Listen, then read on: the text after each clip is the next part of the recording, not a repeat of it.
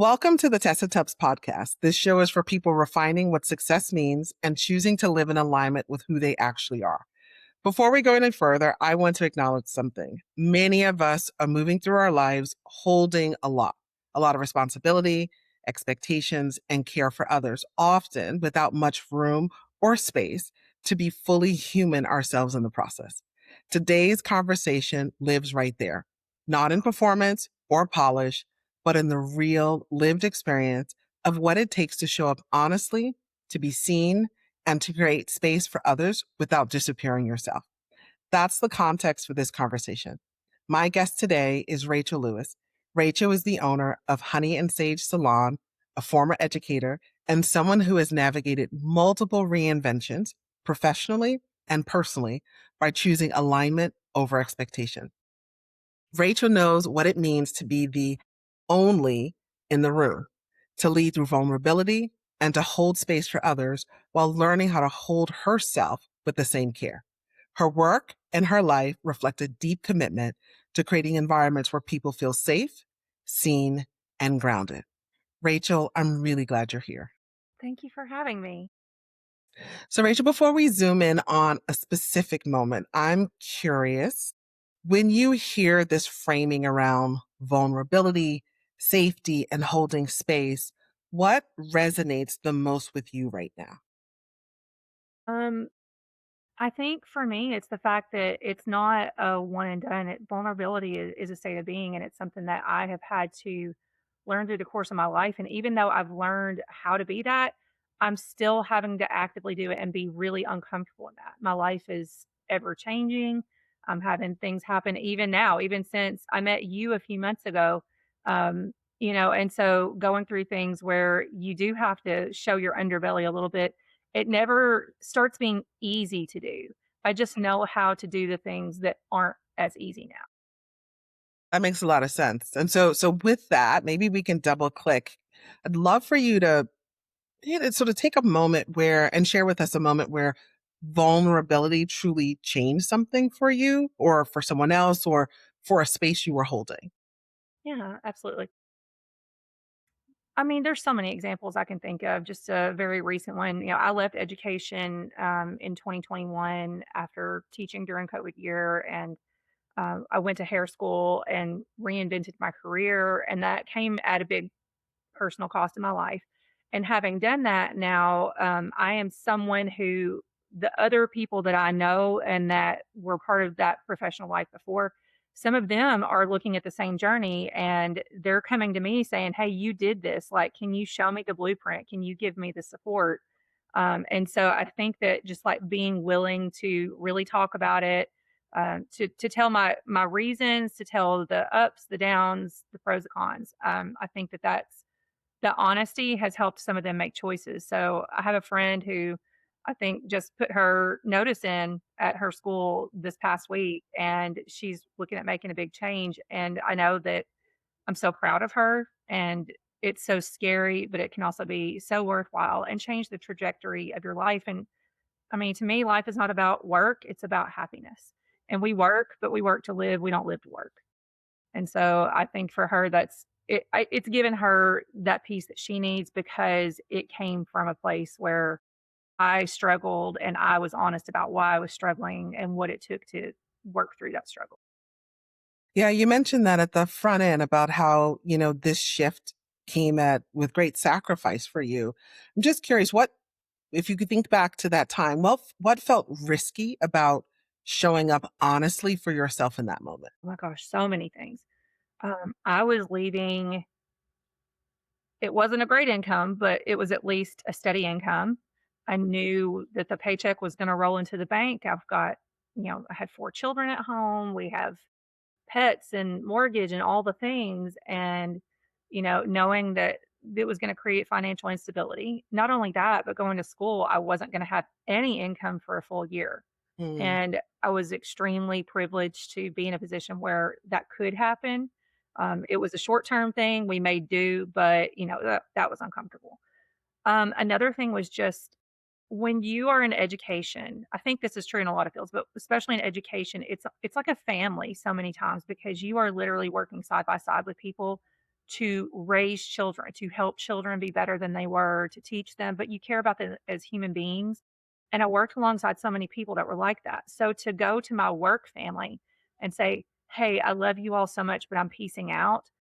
That was really scary because that was telling my people I was leaving them and also opening me up to judgment and criticism. And there weren't many voices like that. But I mean, I'm sure some people, to my face were saying, "Oh, that's cool." And behind my back, they're like, "She's crazy."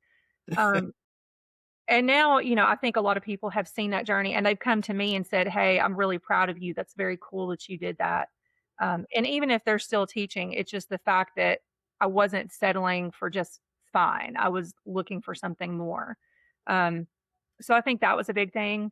My kids really were a big part of it. They had to do a lot of sacrificing, as did my husband. But my children, all four of them had to change schools and leave all the teachers and friends that they knew behind in order for me to leave because where I was teaching in my district, they were allowed to go outside of zone since I was an employee. And so we had moved where we originally lived was in that zone and we had moved houses and we were out of zone. So at that point, all the kids had to change schools. Some of them, had to go to the rival school across town that they had always competed against and, booed at the games and that kind of thing.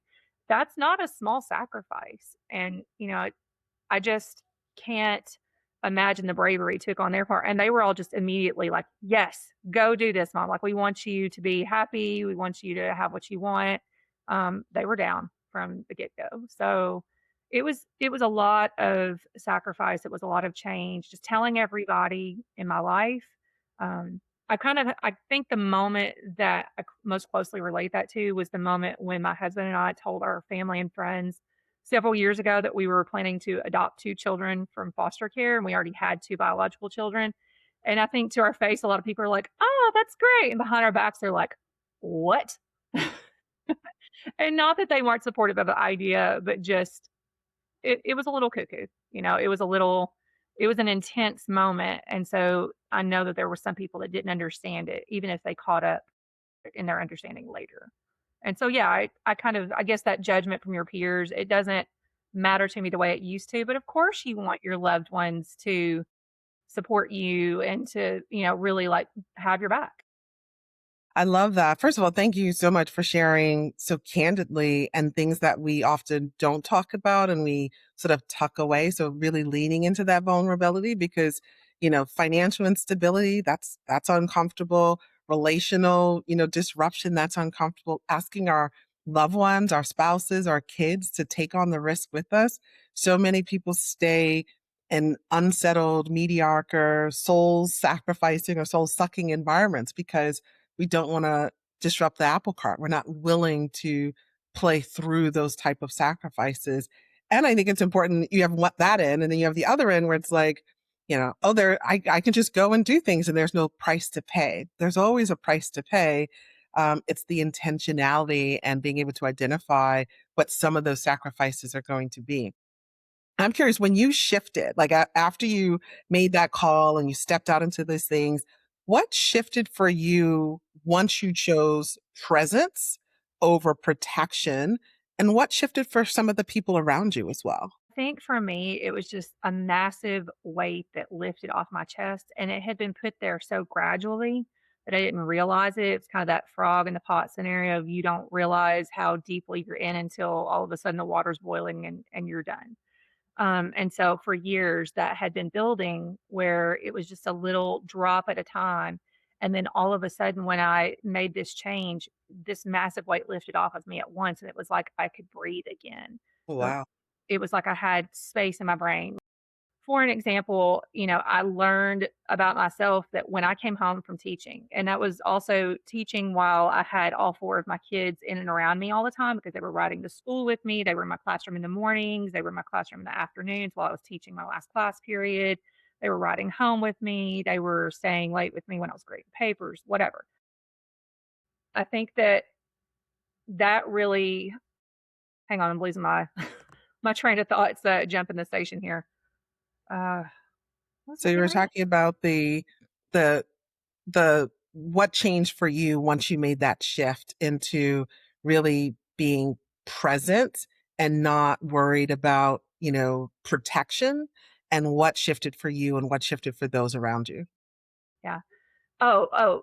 And so the thing that I really noticed was that when I came home from school after having been with 120 students all day and my own kids and momming and teaching at the same time, is I would have to go sit in a dark room and turn off everything Oh, for wow. about 15 minutes. I would just tell my kids, please don't knock on my door, don't ask things of me, don't fight with each other outside my door, don't breathe in my direction, don't even think thoughts at me for 15 minutes. And I was having to do this intense reset because my nervous system was just always out of alignment. It was just input coming at me all day long, every day. I've heard a statistic that teachers make more decisions in a day than neurosurgeons do. And I fully, completely believe that. And to do that, and then mothering as well. I mean, I'm sure from mothering, even if you have, whether you have one kid or 10 kids, it's just a barrage of needs because these tiny humans we create or bring into our lives can't do for themselves yet. And so you're picking up all that slack. And so I think for me, having that weight lifted was a massive deal. I also felt, while simultaneously scared, I was also really proud of myself, and I don't think I had gotten to feel that very much. I think I felt that when I received my master's degree, knowing that I had worked really hard for that while I was in my teaching years.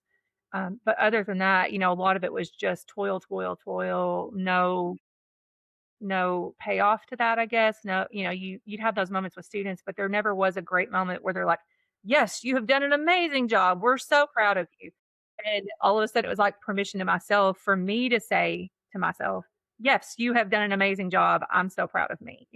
And that's a hard thing to do. That's not something I grew up doing. I remember my dad always, had this philosophy of like, "Don't praise her, she might get the big head," is what he always said.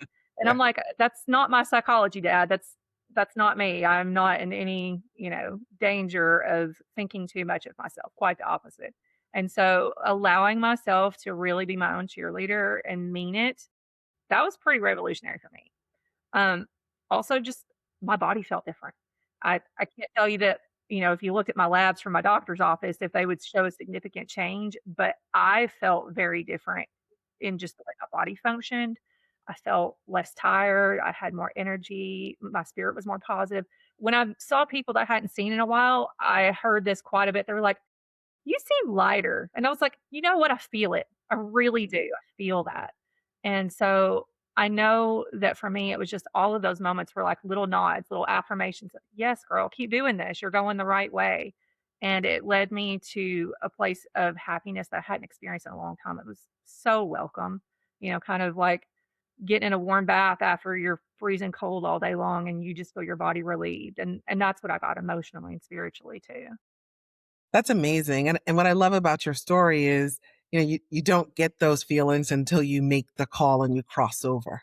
And so the fact that you can articulate both the sacrifices and the things that, were scary, but then also once you made the call and you stepped into it, the gifts, the benefits, the perks that came with it. I'm curious, as you look back on that season, what did you come to understand more clearly about yourself? Not who you were expected to be, but who you actually were. What did you discover more about Rachel? I definitely, if I didn't already know before that I could do almost anything I set my mind to, I figured that out really fast. And it created this sense of competence within me. And I think I feel very self assured now that I can rise to any challenge and I think I already had a bit of that because honestly, I think teachers in general are amazing. And of course, you work with one every now and then that shouldn't be there. But for the vast majority of them, if you put a teacher in almost any profession, Hmm. they will figure out how to absolutely be a rock star in it because teachers as a whole are adaptable. And I think that was a fantastic thing that I really had refined for me in my years of teaching. And so teaching is still with me, even though that's not where I am. But that adaptability just like has made me be able to rise to almost any challenge. And so I feel very grateful for that, to be honest. I love that reminder because it made me think about a mentor this is quite some time ago where I decided to make a professional shift. And I was nervous about going into a space that, I had not done before, and was talking to him about it. And he said something similar to what you just said about teaching. He was just like, Tessa, you're missing a point. You're assuming you're starting at scratch. You're not. You're going to take what you've done before, and there are skills you're going to transfer with you. So I love that you call that out, that you didn't just make the shift, you carried lessons, carried skills, carried knowledge and abilities with you into that transition as well. That's beautiful. Yeah, absolutely. You're starting from a place of experience. Right. So, now that I'm in my 40s, I can try new things. I want to try new things. I'm still curious about life and the world, and I'm not through figuring me and my environment out. But everything that came with me, is going to be part of that. Like, there was a story I used to teach to my sixth graders, and it was called 11 by Sandra Cisneros. And it presents this idea that every year that we grow is kind of like an onion or like the rings of a tree, Mm, where inside you're kind of all these ages at once. You can have moments where, this little girl who's 11, she has a moment where it's a breakdown and she feels 3 inside and she feels vulnerable and scared and cries about something. And then she feels older and then she can figure things out. And I think that's true. We have all of those experiences. So I feel like I'm not just living for me now. I feel like I'm living to make like teenage me proud. I'm making choices where I'm like, teenage me would look at adult me and be like, she's great, And that's exactly it, because I don't think we always have the audacity when we're younger. We don't have that confidence because we don't have that lived experience to teach us that we can live how we want. We can choose to do things that are scary because they're worthwhile. I think a lot of times we live in fear, especially when we're younger, and that fear being removed from me a little bit. I think that age really worked in my, favor in this particular case. And so I love it. It was weird, honestly, being, I turned 40 when I was in hair school. It was weird being 40 years old, surrounded by like 18 to 23-year-olds generally, going through their hair school experience. That did not really detract from it though. Like, I still found myself finding things to connect with them about. I found that I was able to give them some wisdom. They were able to teach me things. It was just like a very cool experience. But I felt like my age too worked to my benefit. Um, at 40 years old, I've been a client in a hair salon for many, many years. I've right. had great experiences. I've had not so great experiences. And now, as a stylist and as a salon owner, I know what that feels like from the other end. I understand that, like, a client's gonna have anxiety coming to me for the first time.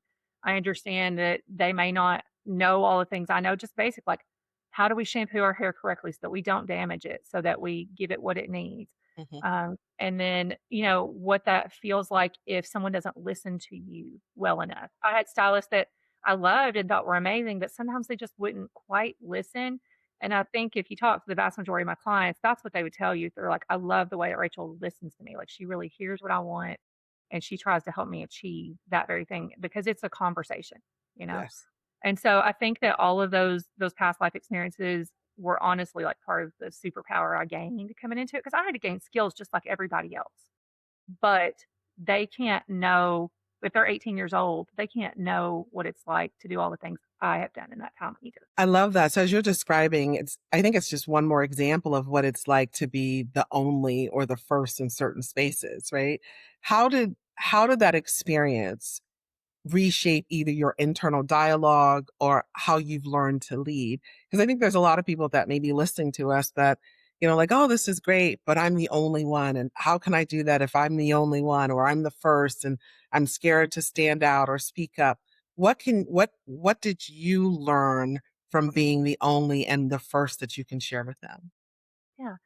I think that the way that I related to all the people around me on a daily basis really had to change, because as a teacher, especially I worked in middle school for the longest, you're with all these kids all day long every day, and you really are the authority figure. You are the one that, and I never was that person that said, I have all the answers. If I didn't know, I would be very clear about that. Like, you know what? I'm not sure, but let me work on that.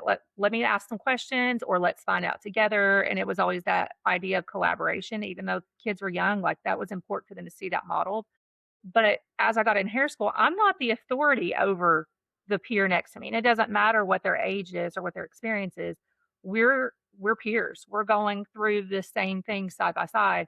And that's true when you walk into a salon environment. And I was in a big salon for a time, and then I had one of the ladies that I worked with, and she was much younger than me. We left and we started our own salon suite. And suddenly I was working with somebody, and I'm old enough to be her mother.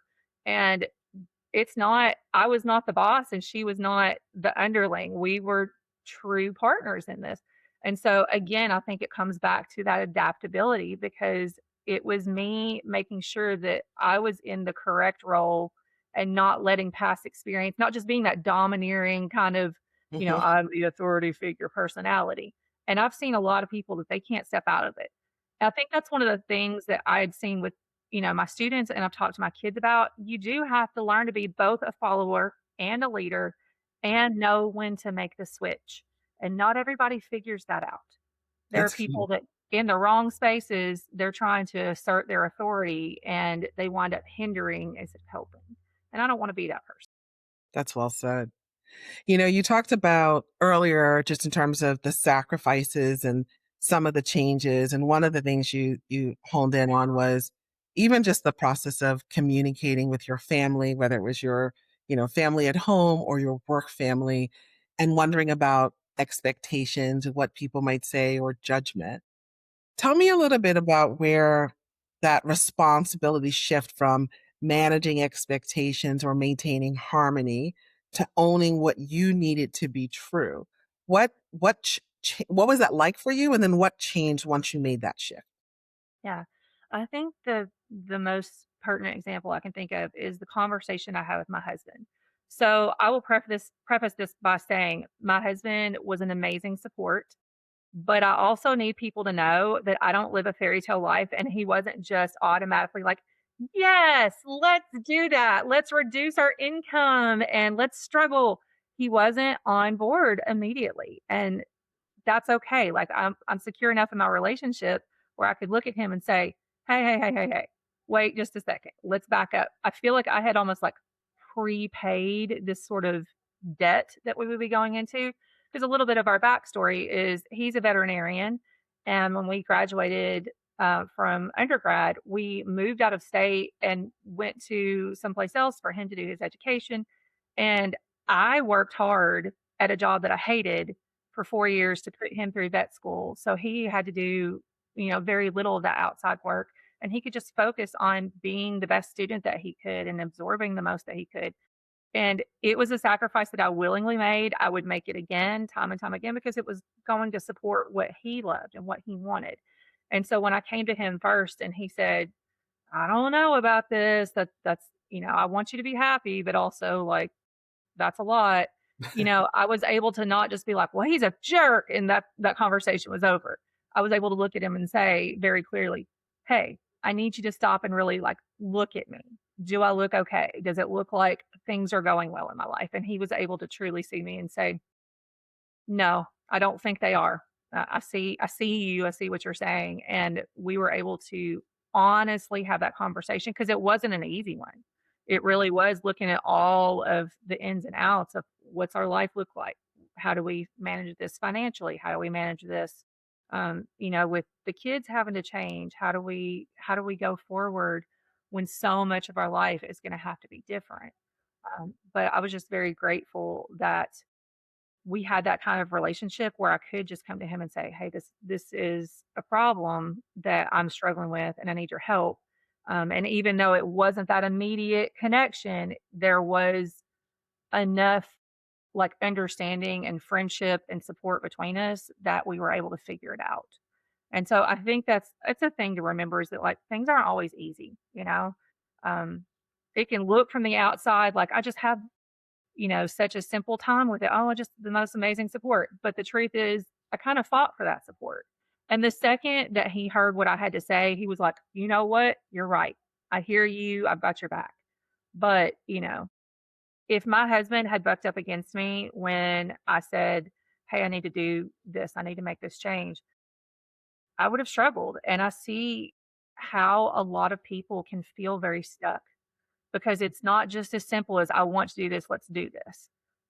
There truly are physical barriers. I mean, we see that all the time. We see that with, you know, all kinds of justice issues, whether it's inequalities in, in relationships, inequalities with, people struggling with, immigration status or race or whatever it is. Like, it's not always that simple. And we've got to be real with ourselves and our support system about what those barriers are. Because if you don't even talk about it, how can you possibly figure out how to work around it?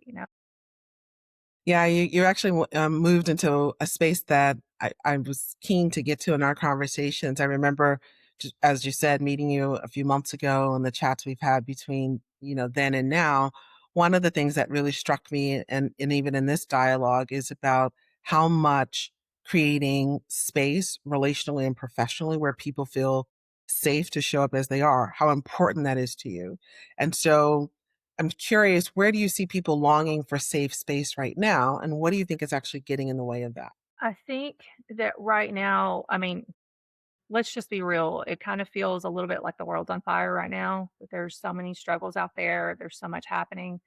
Um, I know that, like, for example, I live in an area where there's not a lot of social justice, and that's really important to me. It impacts my family. It impacts my loved ones. Um, and I'm just a person that I really care about everybody. I think that was, like, as a teacher, I literally did not care where my students come from. Those were my kids. And if it hurts them, it hurts me too. And so I think that, people are really needing community badly. I also see that, like, I see examples of that both in a lot of the men around me. I think that with women, I draw a lot of strength from women. And I have noticed that, like, within my life, all of the women around me are so amazing and supportive and strong. But the thing that's like our superpower is that we really have community. And when we need help, we're reaching out to each other and we're being each other's strength. And I see men that are isolated from each other. And even if they are together, they're not necessarily talking about the things that really matter. It's surface level. It's, yes, it's bro time, but it's not the level of support you need.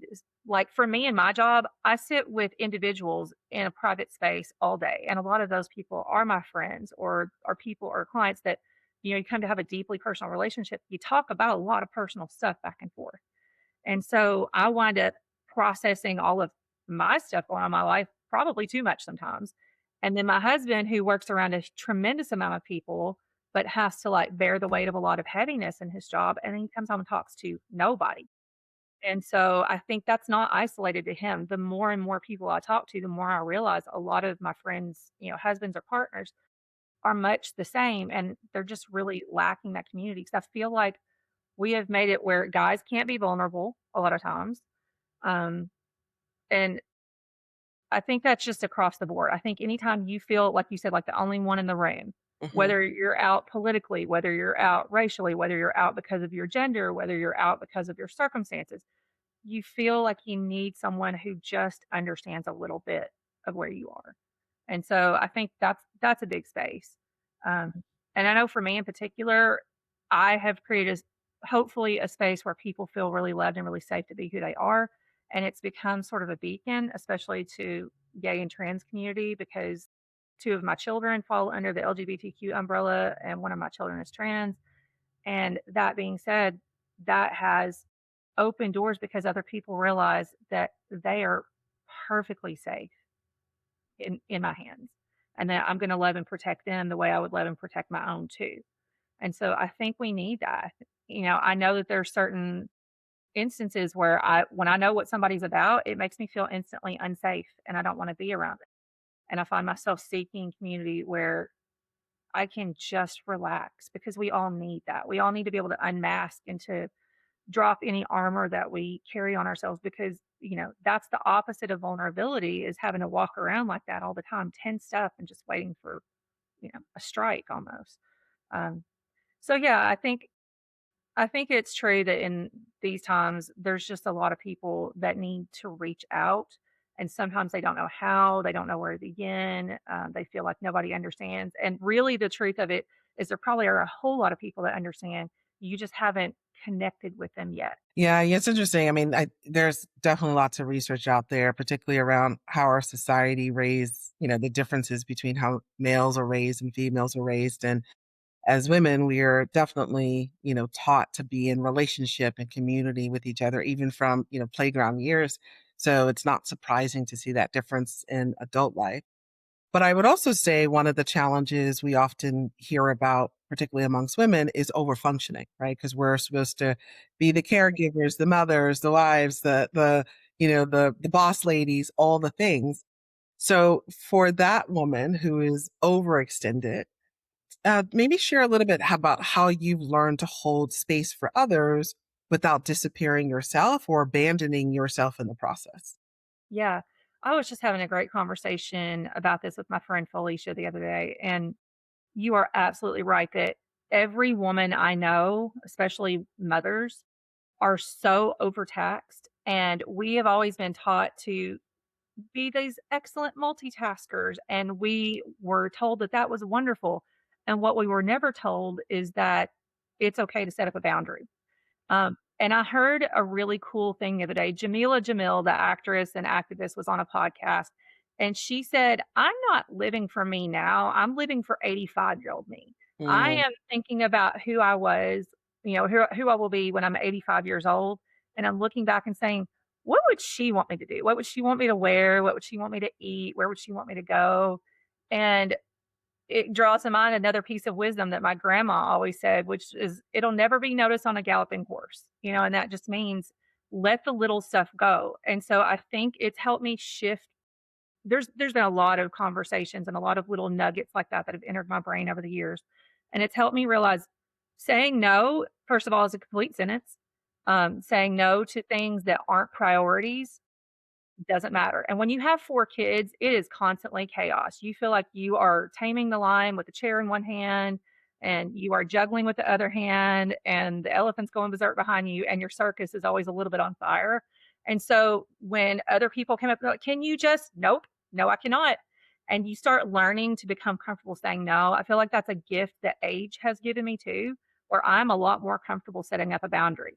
Like, for example, I'm fairly politically active in my area, and I've had people come to me and say, "Well, would you ever consider running for office? Would you do this? Would you do that? Would you volunteer for this?" And I'm like, "Hey, in the future, I can totally see myself in those roles. But right now, my focus is exactly where it needs to be, which is keeping my kids happy and healthy, keeping myself happy and healthy. I'm just going to try to, take care of my own mental health, drink my water, have good relationships, have friendships, and do things to create joy."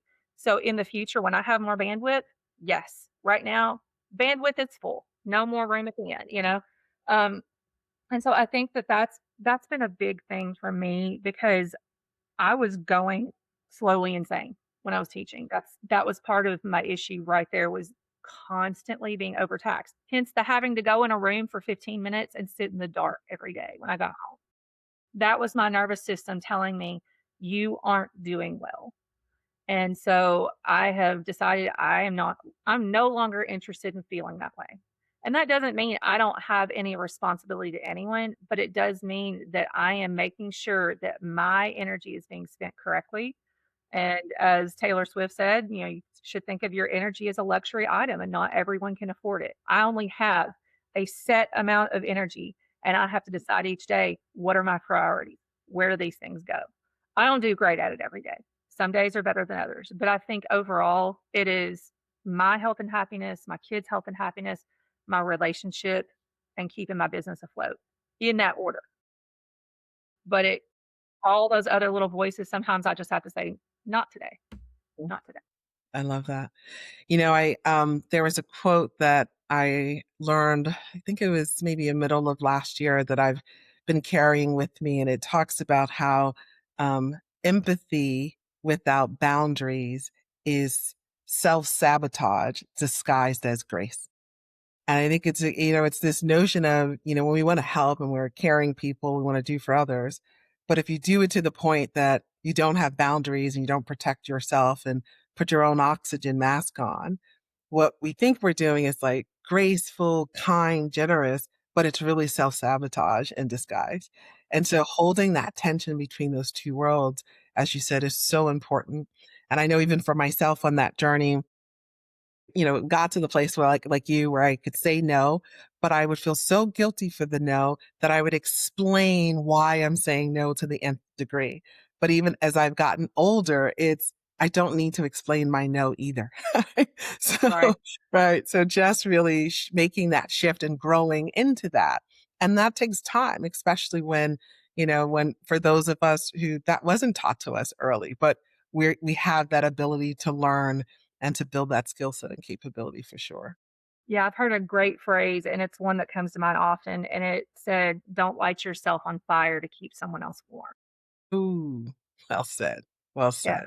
So that little nugget sits in my brain all day, every day. And I mean, that does not mean that I'm not giving, and it doesn't mean that I'm not putting my energies out there because I certainly am. I still very much care about the people and the world around me. But if I sacrifice myself, you kind of become like The Giving Tree by Shel Silverstein, to where there's nothing left. Like I'm almost that book, I almost like didn't want to read it to my girl children because Right. I'm like, what you might be getting here is that the tree was so great because it gave up everything. I'm like, that's kind of a dangerous little message, even though it's a great book and I love it. That's a dangerous little message to give to people who are already prone to that self sacrifice. We don't need that. We need to be able to be giving without giving everything to where there's nothing left. You still have enough to be able to regenerate, you know? Absolutely. Well, Rachel, before we close, I want to make space for you to share with people where they can learn more about your work at Honey and Sage or how they can stay connected with you. Yeah, absolutely. You can always follow me on socials. I'm on Instagram, I'm on TikTok, I'm on Facebook, and I'm at Honey and Sage Salon. Or you can also look at Salt and Wade's Hair. Or you can go to my website, and I'm sure there will be a link to it here. But I'm on Gloss Genius at honeyandsagesalon.com. And so on there, I have examples of my work, talks a little bit about who I am, the space that I create, and you can always reach out to me there. You can send me messages through the website if you have questions. And whether you're near or far, I will be glad to reach out with you, whether you want to network, whether you need to come in as a client, or you just have questions about this podcast. I'm glad to hear it. And for those of you who are interested, Rachel also has a TED Talk out there. I highly encourage you to check it out. And if this conversation resonated, I invite you to follow the podcast and join us for the next episode where we'll continue exploring what it looks like to lead yourself and build a life that actually holds up over time. Thanks everyone for tuning in today.